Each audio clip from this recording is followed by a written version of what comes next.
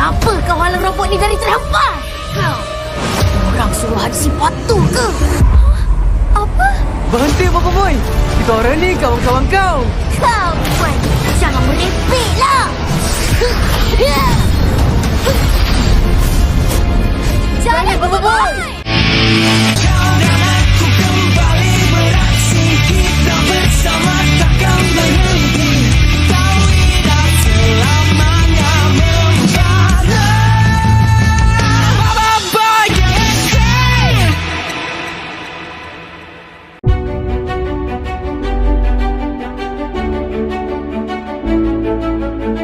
Apakah Bobo Boy akan menjadi jahat apabila ia hilang kendali atas kuasa elementalnya? Benarkah begitu? Ya udah, yuk bareng-bareng kita bahas terkait hal ini. Let's go.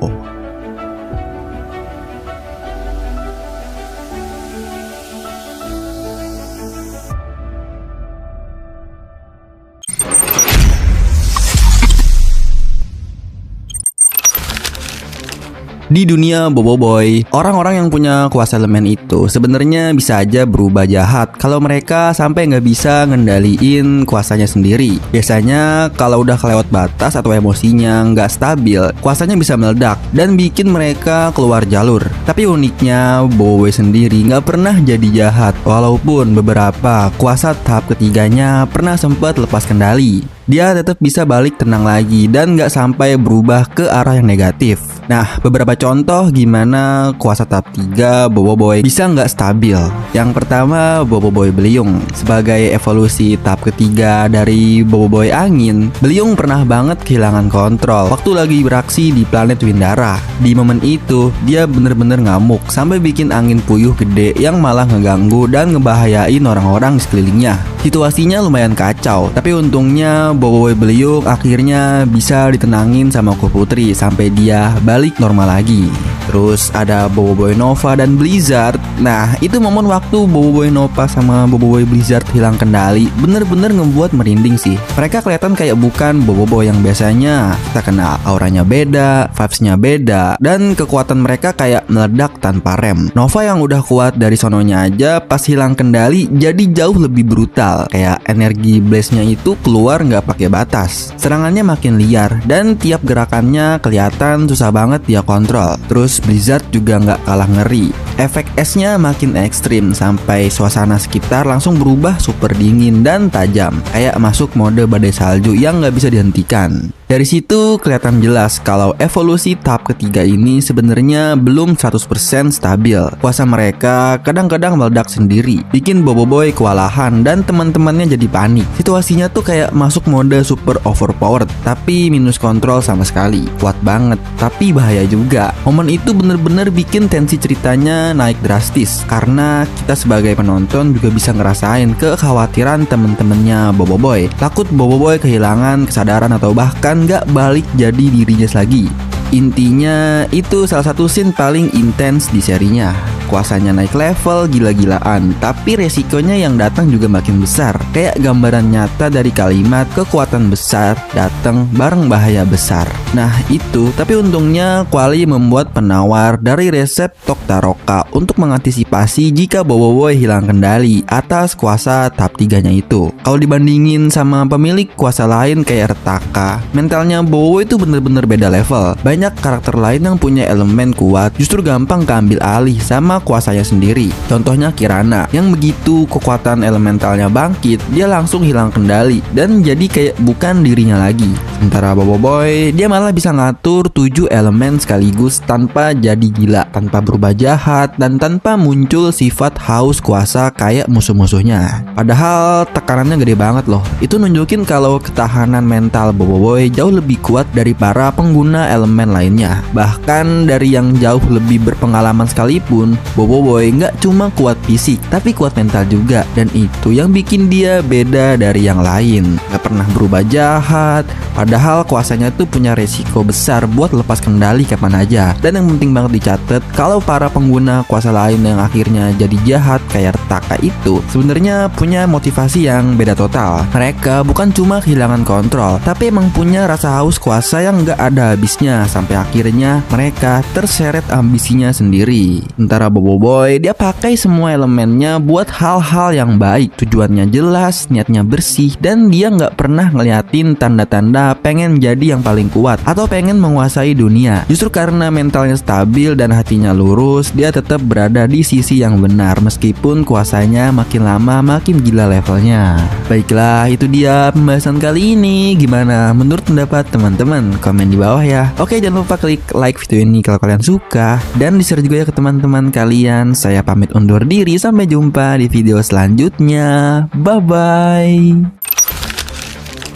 Bobo Boy akhirnya nyelesain juga bagian keempat dari musim 2 yang judulnya Bobo Boy Galaksi Baraju. Episode finalnya rilis tanggal 22 November 2025 di berbagai platform mulai dari YouTube sampai Netflix. Di lanjutan cerita Galaksi Baraju ini, geng Bobo Boy harus berhadapan sama musuh kecil tapi besar, yaitu Papato, yang dari awal seri ternyata nyimpen banyak banget rahasia jahat. Dengan robot raksasanya itu, dia punya niat buat ngancurin planet Baraju. Namun, ada hikmah di balik ini semua. Suku bara dan suku salju yang awalnya bermusuhan, akhirnya mereka bisa berdamai karena mereka bersatu melawan robot raksasa Papato melalui komando Mas Gardu dan juga Panglima Yanari. Selain itu, Bobo Boy juga berhasil mencapai tahap 3 untuk elemen Ice dan juga Blaze. Di seri Bobo Boy Galaksi Baraju ini, kuasa-kuasa elemental Bobo Boy bisa dibilang makin berkembang banget. Awalnya, dia berhasil bikin fusion baru dari elemen solar sama topan, dan jadilah fusion sopan. Tapi itu belum apa-apa, soalnya di ending dia malah berhasil nge-unlock 2 elemen baru lagi yang levelnya lebih tinggi buat ngelahin robot Papato. Bobo Boy sempat nyoba beberapa elemen dulu. Pertama, dia keluarin elemen gempa, tapi dengan elemen itu dia cuma bisa bertahan doang tanpa punya celah buat balik nyerang. Habis itu dia coba fusion elemen gentar, tapi hasilnya juga sama, dia cuma bisa nahan serangan Papato.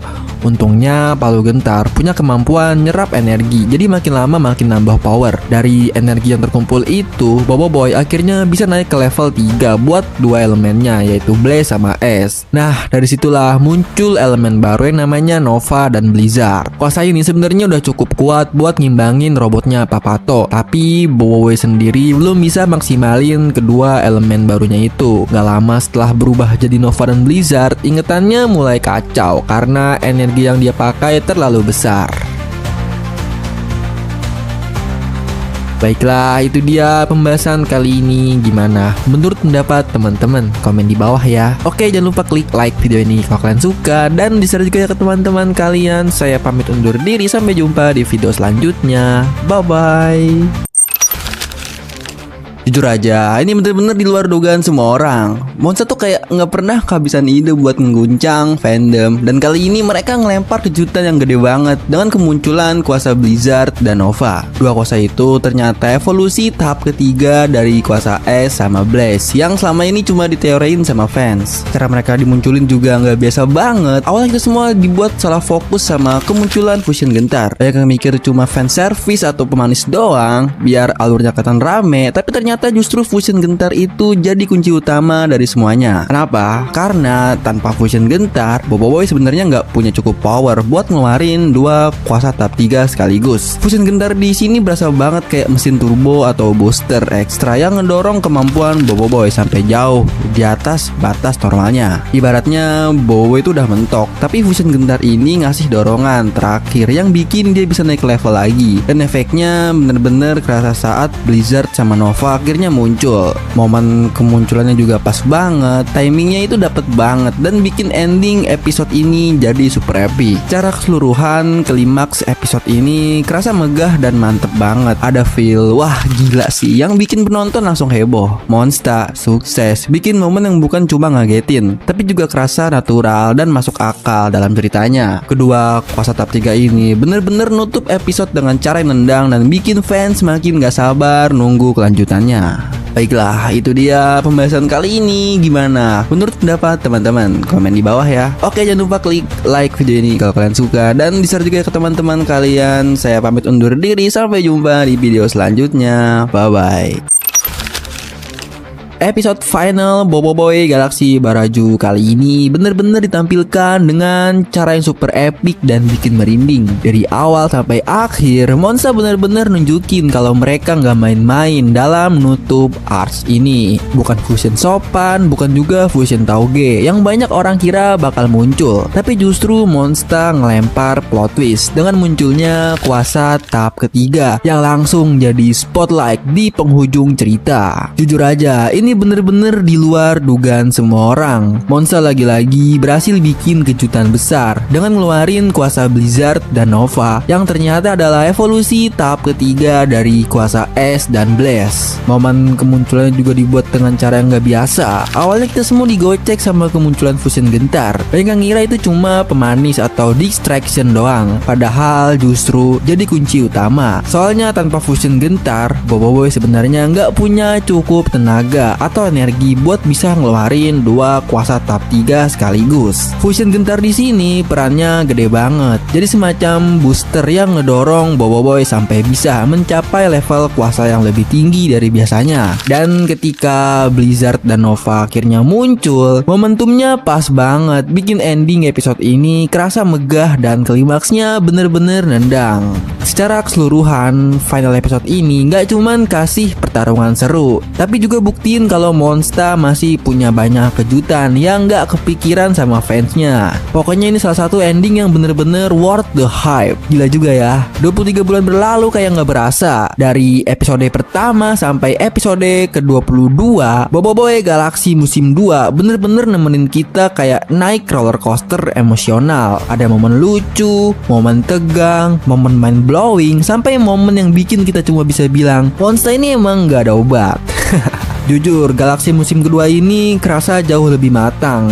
Cerita tiap arc-nya lebih rapi, karakter makin berkembang, dan build up menuju finalnya tuh pelan tapi pasti. Sampai akhirnya meledak jadi ending yang super epic. Nah, arc Baraju sendiri jadi arc yang paling padat gizi, karena hampir tiap episode ada hal baru yang bikin kita nggak bisa nebak arah ceritanya. Di sini kesan selama nonton seru banget. Rasanya kayak ngikutin perjalanan panjang yang selalu punya kejutan di tiap tikungan. Visual makin ciamik, dialog makin natural, dan villain musim ini juga bener-bener punya bobot. Ditambah lagi reveal kuasa-kuasa baru yang selalu berhasil bikin fans heboh. Intinya Baraju ini salah satu musim yang paling greget dan paling solid yang pernah Monsta bikin. Semoga Monsta terus berani explore cerita yang fresh dan berani ngambil resiko kayak di Baraju ini. Terus pertahankan kualitas animasinya dan storytelling yang makin lama makin naik level. Dan pastinya semoga proyek selanjutnya bisa bikin penonton sekaget dan seantusias waktu Blizzard dan Nova muncul.